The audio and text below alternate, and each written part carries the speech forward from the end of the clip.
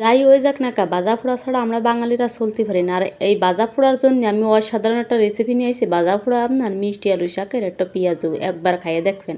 Flashback. আসসালামু আলাইকুম বাডি বুন্ডি, আপনারা আগলে কেমন আছেন? আশা করি জেলা ভালো আছেন। মুই আছি মুহূর্তের বেলা বেলা ঠেলা নিয়ে এসে আপনাকে জানি অসাধারণ একখান রেসিপি খানা হচ্ছে কি যে আপনার মিষ্টি আলু শাকের পাকোড়া। অনেকেই আছে খাইছে এই শাকটা, আবার অনেকেই আছে খায় নাই। অনেকে মাছ দিয়ে খাইছে, ভাজি করে খাইছে। আমি আজকে দেখাবো আপনাকে কি সুন্দর পেঁয়াজও বানাবেন। পেঁয়াজও পাকোড়া তো একই হলে, যাই হোক ইফতারের সময় যদি এই রেসিপিটা আপনি রাখেন যদি টেবিলে, বিশ্বাস করেন অন্য কোনো ভাজা পোড়া খাবে না, খালি শাকের ডাই খাবে। ভালো করে পরিষ্কার করে ধুয়ে টিয়ে নিয়েছি। এখন কাঁচা মরিচ কাটিয়ে দিয়ে দিচ্ছি, আর পেঁয়াজের পরিমাণটা একটু বেশি দেবো। আর যাবতীয় যতগুলো মশলা আছে সবই কিন্তু আমি এখানে ব্যবহার করতেছি। তো মশলার মধ্যে আছে আদা বাটা, রসুন বাটা আছে, স্বাদ মতো লবণ দিয়ে দিচ্ছি, তার মধ্যে দিয়ে দিচ্ছি হালকা হলুদ, মরিচের গুঁড়ো, জিরে গুঁড়ো, ধনে গুঁড়ো, আর আছে আপনার গরম মশলার গুঁড়োটাও অ্যাড করে দেবেন। গরম মশলাটার গুঁড়োটা দিলে একটা ভালো একটা ফ্লেভার আসবে।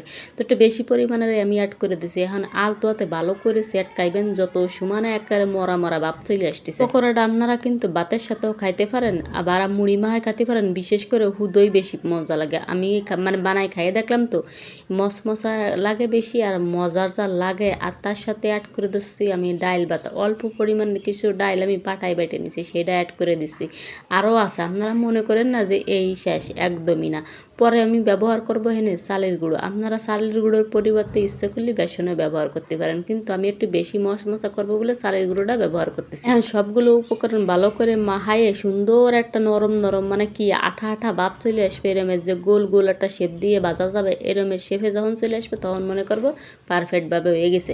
তো দেখেন কত সুন্দর আমি সবগুলো মিশিয়ে নিয়ে নিচ্ছি। আর আমি আদতেও আপনাকে দেখাই দিচ্ছি কত সুন্দর গোল গোল হয়ে যাচ্ছে, মানে আর কি ছিঁড়ে বুড়ে যাচ্ছে না, তেলে দেওয়া মাত্র গুঁড়ো গুঁড়ো হয়ে যাবে না, একদম ঠিক মতো ওই পেঁয়াজের মতো একটা শেপ দিয়ে নেবেন। যখন দেখবেন হয়ে গেছে, একদম ছাড়াই যাচ্ছে না, তখন মনে করবেন পারফেক্টভাবে হয়ে গেছে। সবগুলো আমি এখন তেলের মধ্যে দিয়ে দিচ্ছি, কি সুন্দর ছোট ছোট শেপ দিয়ে দিচ্ছি। রে কি যে মজা লাগে রে, ব্রাউন ব্রাউন কালার করে একেবারে লাল লাল বাজা দেবেন, কড়কড়া খাতি যা কি মজা লাগে। মনে করবেন কি যে কোনো বুট ছোলা কিছুই খাবেন না, অন্য কোনো ডালের পেঁয়াজও কোনো কিছু খাইবেন না, শুধু এইটা নিয়ে পড়ে থাকবেন।